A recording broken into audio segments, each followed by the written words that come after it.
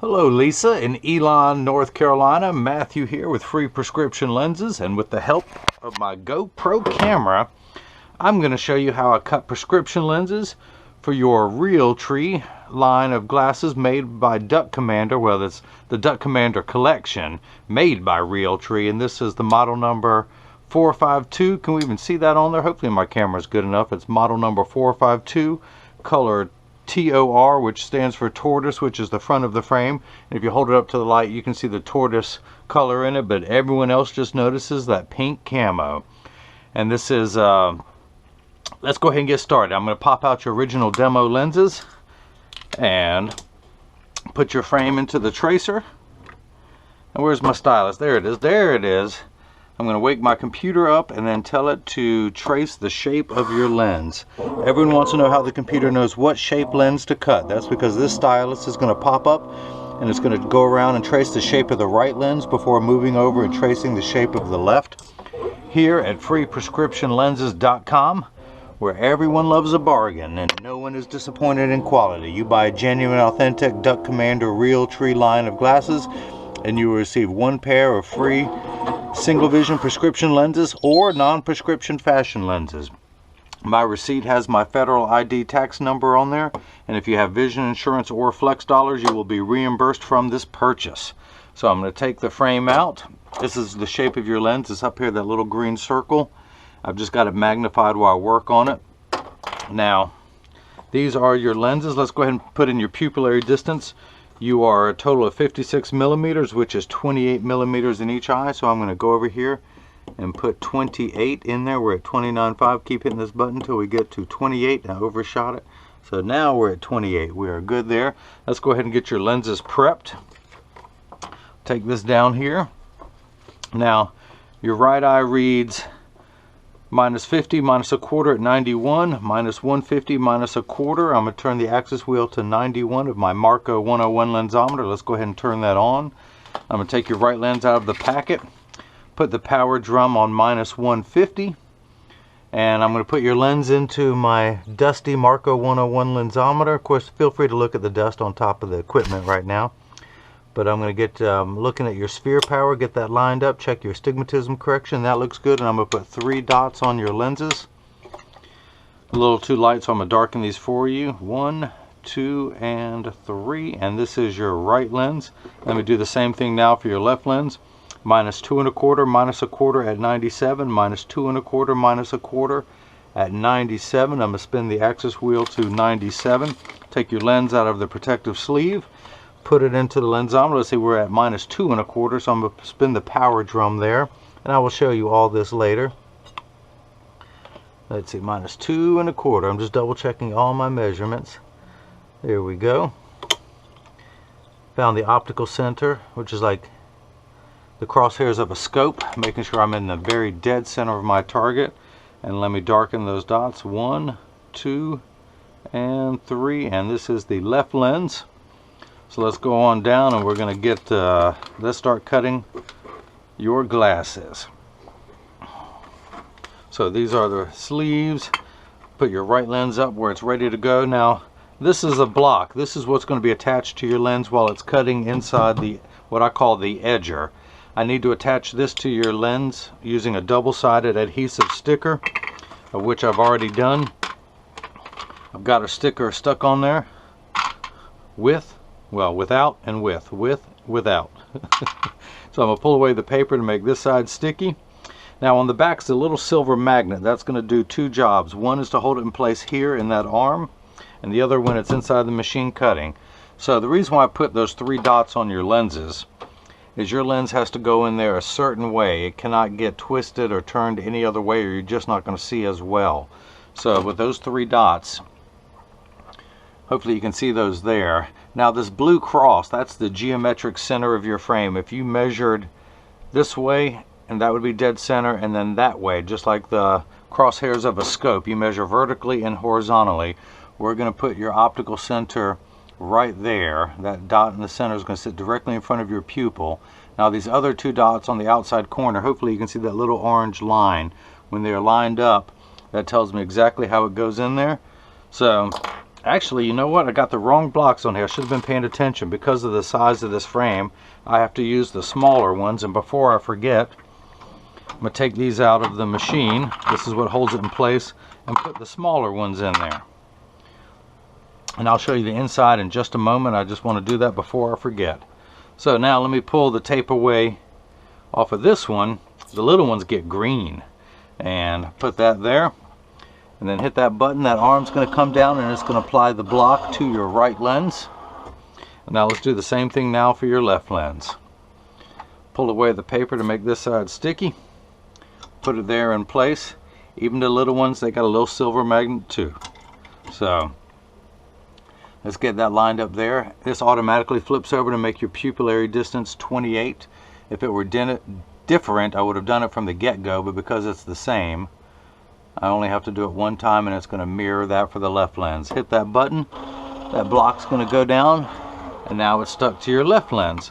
Now the actual cutting wheel is over here on the far right. That's going to act like a heavy grit sandpaper to grind away your lens material until it's the final size. This wheel in the center with that little channel, that valley that my pen is in, that's what's going to put the V-shaped bevel onto your lens so it stays inside the bevel of the frame and will never pop out. So let's go ahead and put this into the chuck, or as I like to call it, the Charles, because I don't know the machine well enough to call it chuck. But that magnet again is now going to hold it in place. Now this piece of equipment costs $40,000. I recommend everybody go out and buy one. It weighs 200 pounds, so put it on your kitchen counter, and then you can cut glasses at home. You won't need me anymore because I'm going to show you how to do it. I'm going to hit that button. That's going to bring up the shape of your lens with the block on there. Now, I do not want to polish. I do not want to put a bevel on the front of the lens. I only want to put one on the back. And let's go ahead and hit start. Now the door is going to close. That clamp is going to shut. And then your lens is going to come and it's going to trace the shape of your lens. Two white styluses are going to trace the shape of your lens to make sure it's large enough. It actually does it twice. It measures the thickness of the lens at every point to make sure this lens is large enough to fit into your frame, and it is. It's just a routine operation that it does. And now the lens is going to drop down onto the cutting wheel. You'll hear a grinding sound in a moment, and that is your lens being cut.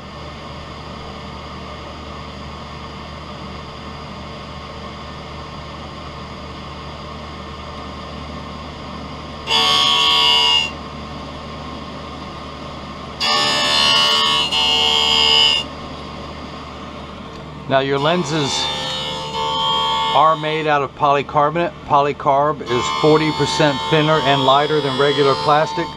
They're also virtually unbreakable. Your lens is a bulletproof up to 22 caliber and has both UVA and UVB, that's ultraviolet A, ultraviolet B protection built into the lens.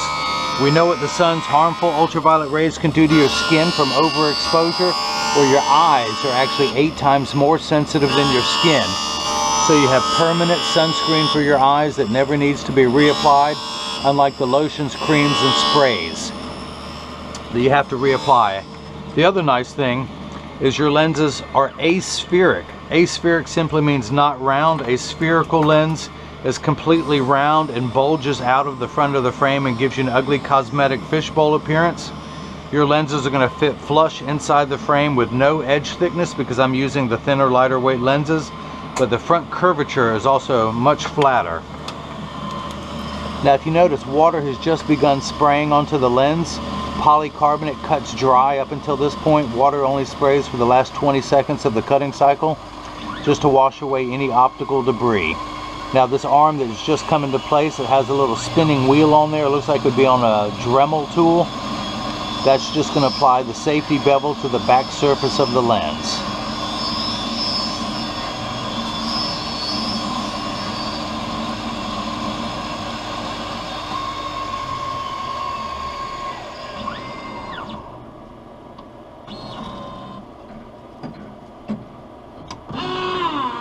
Alright, that is done. I just want to grab a paper towel. Let's open up the chuck. Thank you, Chuck. Let's take your lens out, dry it off, and let's see if it actually fits into the frame first time around. I want to take my thumbnail and just get the last of that little optical debris off the edge of your lens if there is any. So to see if this fits, I'm going to tuck it in at the outside corner first, and then using my thumbs I push down. It does not want to go easily. I'm not going to force it. So I'm going to put it back into the machine, and I'm going to take it down about 1/10 of a millimeter and hit retouch. The golden rule, whether you're cutting lenses or cutting wood, you can always cut more off of a lens. You can never add it back on. So I start a little bit large and then work my way down till it pops in easily. Some people would try and force the lens into the frame. That would cause the frame to stretch or roll, as we say. If you can imagine your lens, your frame, like it's a little gutter. I'm just using the shape as my hand. If the lens were put in there too tight, it would force the frame to what we call roll. So the bottom of the frame is going to roll outward because of the force of the lens applied there. That also makes it look like your lens is bulging out of the frame, but it makes it for an ugly cosmetic appearance. And because I'm a perfectionist and I cut every pair of lenses before they're shipped worldwide, I'm going to make sure they are perfect before they leave this lab. If it takes me a minute longer, then it takes me a minute longer, but I'm not going to compromise the quality or the integrity of any frame or any lens that has my name on it. Of course, this has the Duck Dynasty name on it, but that's almost as good as my name. Of course, you don't even know my name. Wait, I said it at the beginning of the video. I guess you do. Okay. I'll remind you, it's Matthew. I tell everyone it's the best way to remember, it's the first book of the Gospels. But everyone still comes back. You see that? That's a little optical sawdust there. Everyone still comes back and calls me Mark. I tell them, no, it's the first book of the Gospels. Not the second, but that's fine. I've been called worse than Mark, so I'll take Mark. So I'm going to tuck the lens in at the outside corner, push down at the nose. Now it snaps in there easily. Let's go ahead and do the same thing for the left lens. I'm going to flip that over to L, which stands for not right, which is just like me because I ain't right. And then let's go ahead, and no matter what language it is, that little green arrow means start, no matter where you are on the planet. So the clamp's going to shut, and then it's going to move into place where those two white calipers are going to trace the shape of the lens this time, but this time they're going to trace the shape of the left lens, measuring the thickness of the lens every point around to know exactly where to place the bevel so that your lens fits best inside the frame. When I say fits best, you now have no edge thickness whatsoever protruding from the side of your frame. Let's go ahead and take this block off since it is not needed, and draw your lens off, and I'm going to leave that red dot on there, which is your optical center. I'm going to go down and measure it. Also, look how flat the front curvature of your lens is. Nothing is poking out there. You don't have a bulging fishbowl appearance, as well as no edge thickness. So let me grab this. Your right lens again reads -150 -1/4 at 91. I'm going to spin my axis wheel back to 91. I'm going to put your lens in right in front of that red dot. And I'm going to read the power, and I'm getting -150. 150, as you would guess, exactly halfway between 1 and 2. Now you have one step of astigmatism correction. We end up with a final power of -175, one tick mark away from 2.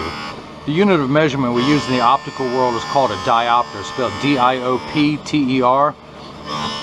And it goes in quarter increments, starting at 0, 0.25, 0.50, 0.75, 1, 1 1/4, 150, on up to 2 1/4, on up to 20, really. That's what this will read. So you have 6 steps of correction in your right eye. When you take your glasses off, everything is much larger in real life than it really appears. So when you put your glasses on, you need 6 steps of minification for your farsightedness to get everything the correct size. Now this number makes everything the right size. This number makes everything the right shape. You have the smallest amount of astigmatism you can, and there is a stigma over the word astigmatism. It just means shape. It's like saying someone has straight hair, someone else has curly hair. That is it. It is not a disease. It is not an affliction. So this first number gets everything the correct size. This takes away fuzzy edges.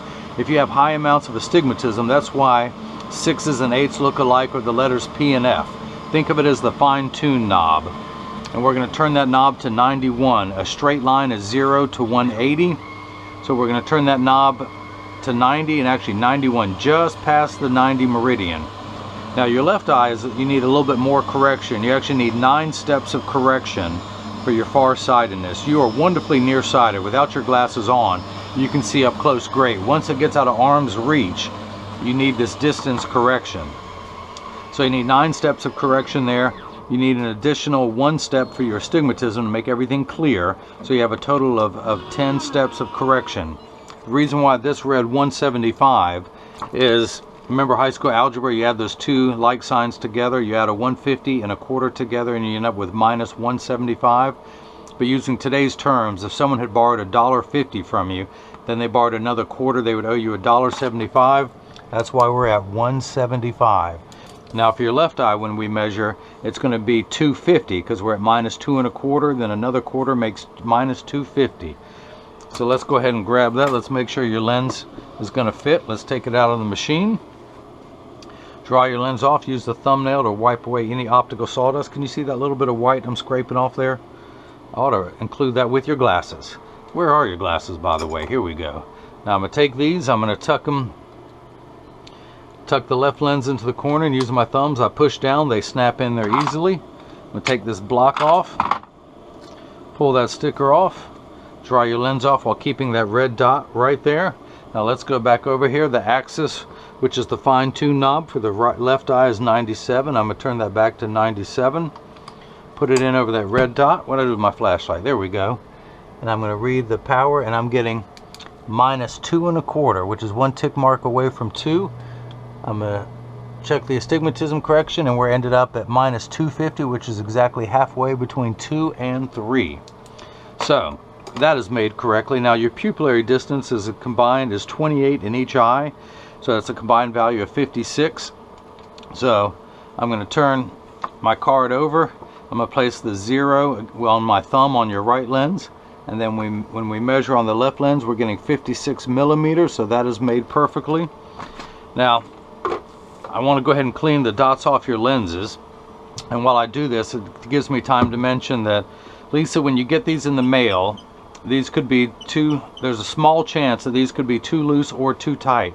However, there's an 80% chance that one side is going to sit higher than the other. That's because 80% of people have one ear that is higher than the other, and that is why 99% of all optical shops will do free adjustments if you ask them to. And I'm no different. I'm part of that 80%, but I'm going to get these in standard alignment, also known as a 3-point stance. The 3 points are 1, 2, and the bottom of the frame being 3. I'm going to set them down on this counter here and press down. There is no wobble. When I say wobble, again, I'm part of that 80%. When I take my glasses off and press down, they wobble on the counter, but they sit level on me. I'm going to flip them over. Let's flip them over on some camouflage, shall we? Flip them over, press down. There is no wobble. I'm going to close each temple to make sure they overlap perfectly, and they do, and that neither of them is askew. I'm going to check to make sure the tension on each spring hinge is the same and I don't have to tighten any screws. That is good. Of course, this is your Realtree case, your Duck Commander cleaning cloth that comes with your Realtree glasses. I'm also going to include instructions not only on how to care for your glasses, but for your eyeglass case. And this is one of the fun ones. It zips up and it's got a clip where you can hang it on something. Very few eyeglass cases do that. You can strap that on your four-wheeler or anything else, and you always know where your glasses are at. But I'm also going to include instructions to how to care for your cleaning cloth so it will last you for years. Now, if anyone has any questions about what I can or can't do, just email me at freeprescriptionlenses@gmail.com. And Lisa in Elon, North Carolina, I hope you enjoyed watching as I made prescription lenses for your Realtree model number 452, color TOR Tortoise in the 53 eye size.